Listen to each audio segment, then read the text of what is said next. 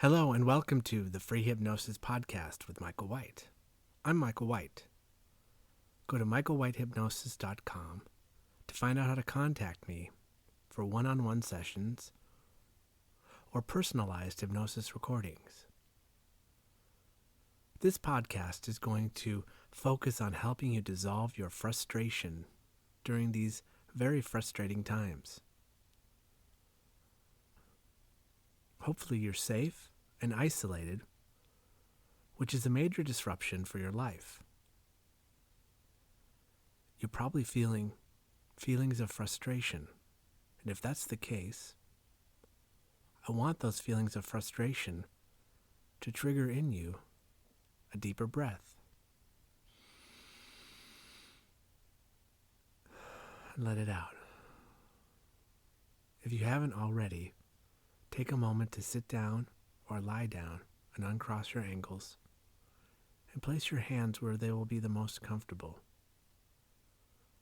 knowing that any feeling could be an access point for you to go into deep and comfortable hypnosis. Feel relaxation starting at the top of your head.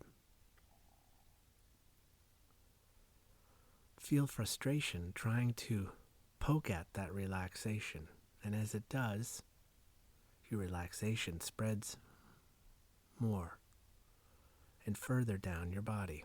In fact, I want you to try to fight this relaxation with your frustration, the frustrations you're having throughout the day. Feel a real war going on inside of your body.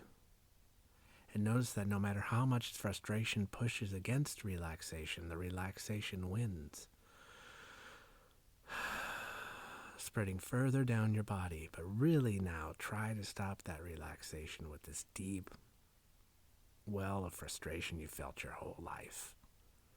Life has not been going the way you wanted to go recently, and my guess is life hasn't been exactly the way you expected it to be for most of your life.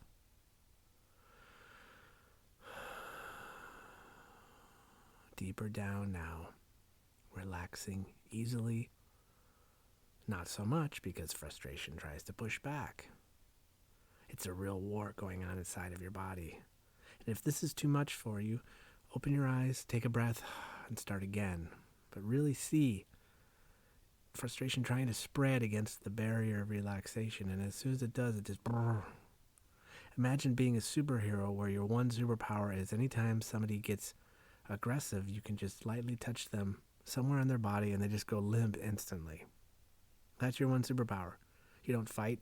As soon as they make a punch, it touches your hand and they just turn to a jelly right in front of you. Their eyeballs might cross and they might shake a little bit. It's as if they're being jolted with electricity. But you're the great relaxinator. That's your role. Feel this fight between frustration and relaxation now. Spread down your neck and into your shoulders. It's really trying to stop you from relaxing, but it can't no matter how hard it tries, and it's totally frustrated with its efforts. Frustration. As it's spreading now into your shoulders and down your spine. Dropping deeper and deeper down into every cell and into your back. And with each breath, your back widens and your chest widens and more air gets into the deepest parts of your lungs. And you let it out. And with it, oh no, relaxation is forcing frustration out through your nose and your mouth, spreading out into the world around you. This frustration is dissipating and rising like steam up into and through your ceiling. And if you live in an apartment building, it's passing up into your upstairs neighbor's apartment. And you can hear them kind of tiptoeing around like, ow, ow, ow, it's too hot. It spreads and dissipates as they stomp on it. They pound on it now, and the frustration just goes away completely. Oh wait, there's a little bit more now in your lower back, your mid back and your lower back. It's really screaming and trying to fight. It's a frustration exorcism now. It's just trying to wrap itself around your organs, trying to wrap itself around your spine, but the relaxation just gets it, and it drains away. Down into your stomach and into your hips, your front and your back, your legs and your thighs, all around your pelvis, going down into your knees. The frustration now is retreating, and relaxation is giving chase, just like when an army turned tail and ran. The other armies followed in pursuit. Wonderful little relaxation soldiers, infantry chasing after the frustration infantry. Spreading now into the villages, taking over. As you drop, I'm going to count now from 10 to 0. And when I reach 0, your whole body is going to be relaxed, and your mind is going to begin the process of relaxing. It might be wide awake still. That's fine. 10, 9, 8, 7, 6, 5, 4, 3, 2, 1. Now your mind, it's time for it. And since your mind is not bound by the laws of reality whatsoever and in any way,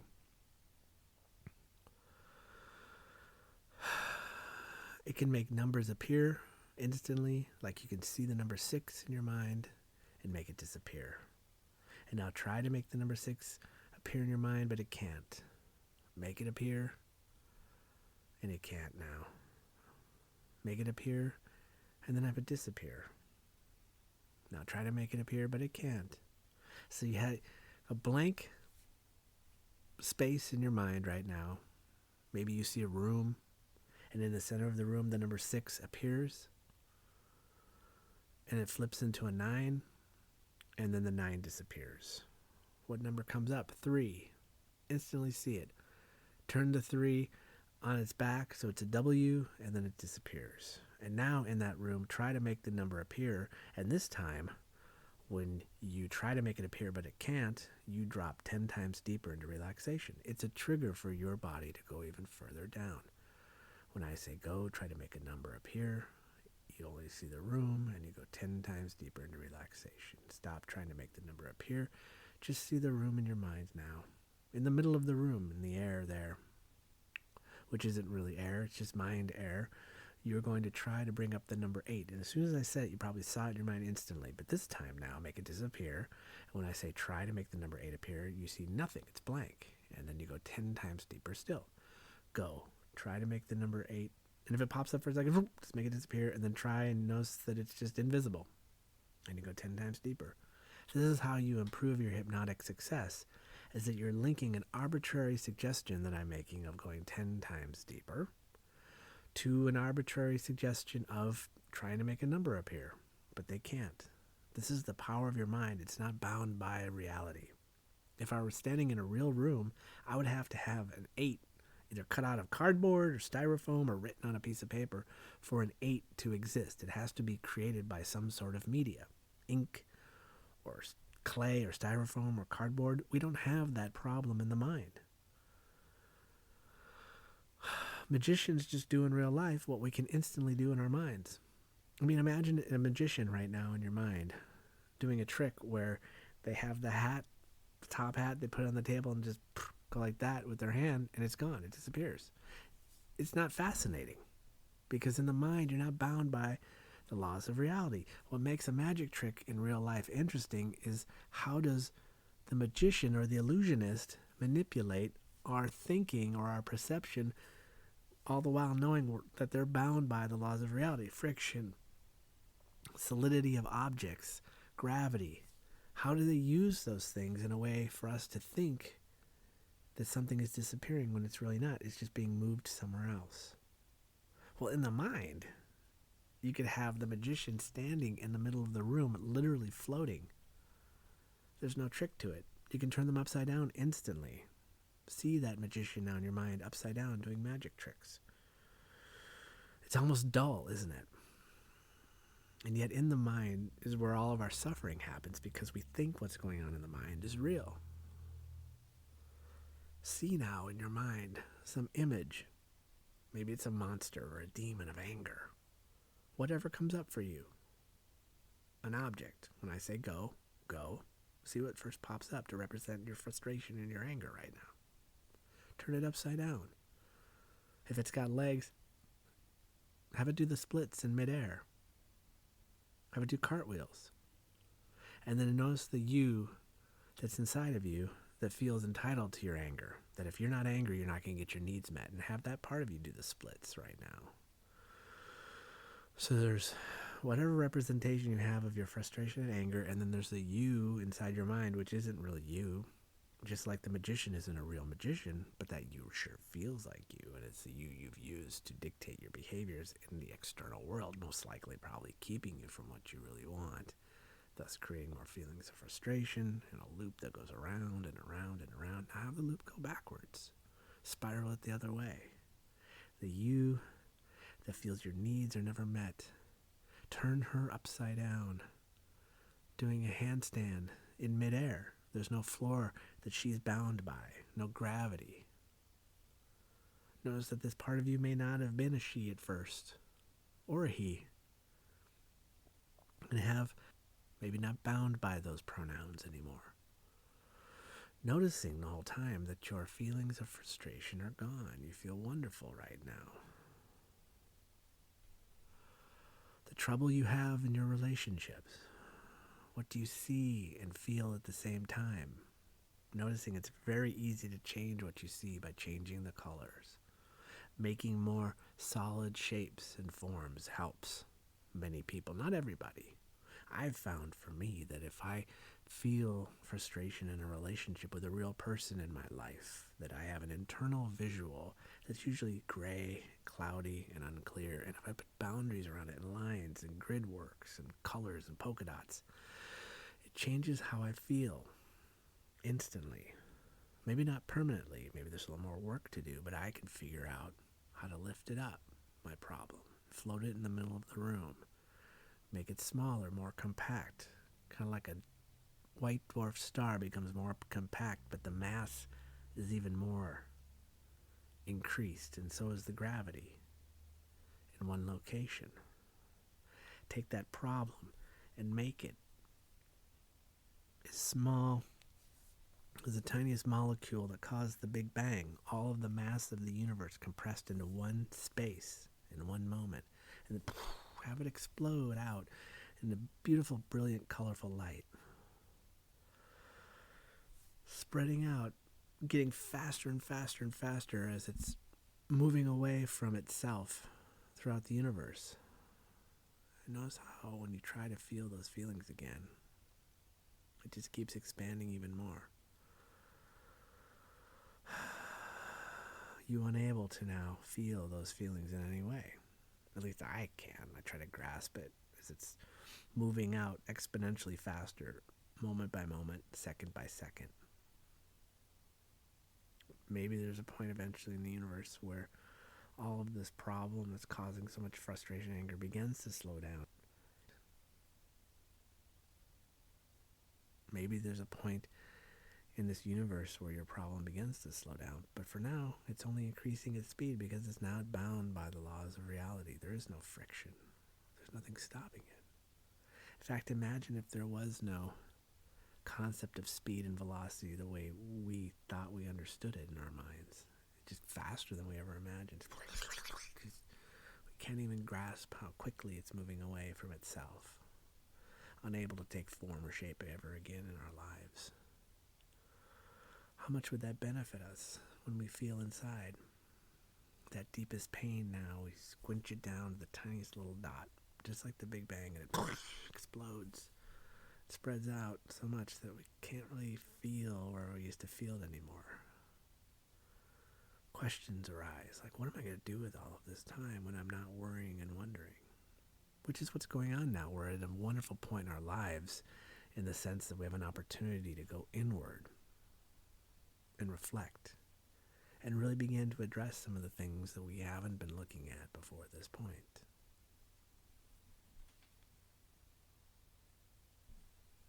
I'm here to guide you through that process.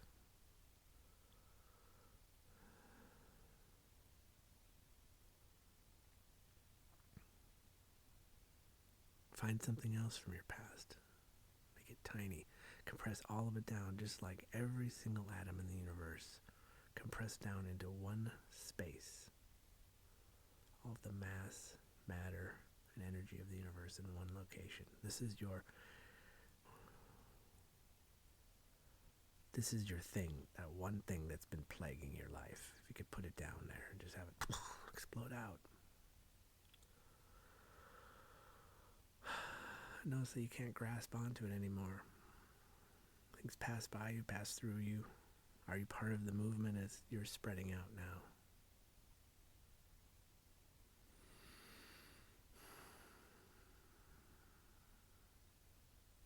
What's more important than any of this, though, is your deepest comfort and relaxation.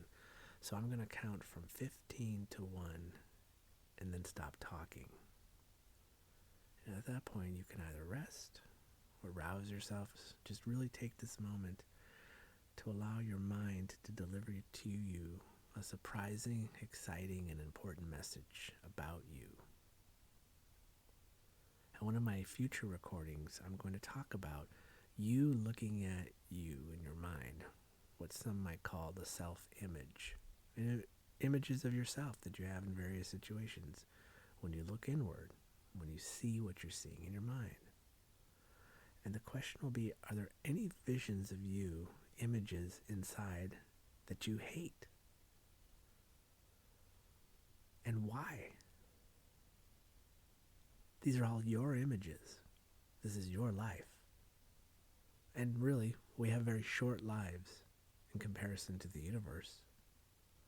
Why not work towards loving every image of yourself by draining out what those images have meant up to this point that you don't like about yourself?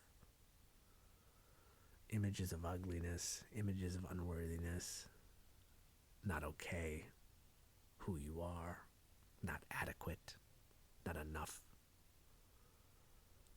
not supported, not cared for, needy. Change all of those labels so you can just look at these images now as just visions in the mind. Something to think about for later on. I don't know exactly when I'm going to do that recording. I'm not feeling it yet, and I'm really trusting myself to do the work I want to do when it feels like it's right. You do the same. 15, 14, 13, 12, 11, 10, 9,